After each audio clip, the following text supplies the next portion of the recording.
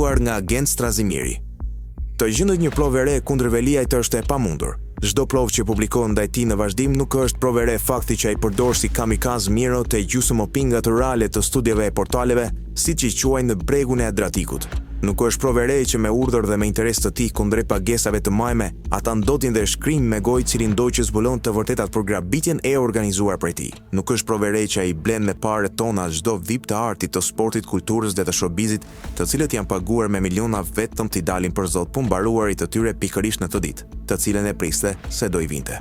Nuk është provë e re që në këtë aktivitet kriminal ai ka përfshirë aktivisht të gjithë rrethin familjar dhe shoqëror, duke nisur nga Ema, pensionistja më e pasur në Shqipëri, e deri te kushëriri më i paqeni gruas.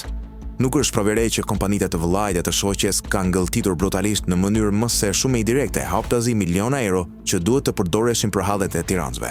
Nuk është provë e re as fakti se Bashkia e Tiranës ka funksionuar si një organizatë kriminale duke ngrënë miliona përmes drejtorëve që vetë firmosin tenderin dhe po vetë fitonin, madje në mënyrë aq të përsëritur derisa e kthyen në rregull. Po ashtu nuk është provë e re as fakti se është zgjedhur 3 herë kryebashkiak e për këtë arsye nuk qenë ka i rrezikshëm.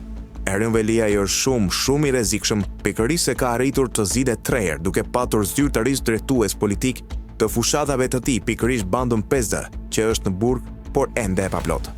Është e paplot sepse u mungon në dosin e tyre pikërisht Erën Veliaj, pavarësisht se është në burg. Kundrejt Erën Veliajt nuk mund të ketë as nuk mund të gjendet një provë e re. Por të ka thjesht prova që ende nuk janë administruar dhe çështje penale për të cilat ende nuk janë akuzuar zyrtarisht, por kjo nuk e bën as pak të re as provën as dosjen penale. Kaq. Shkruan ndër të tjera Gent Strazimiri.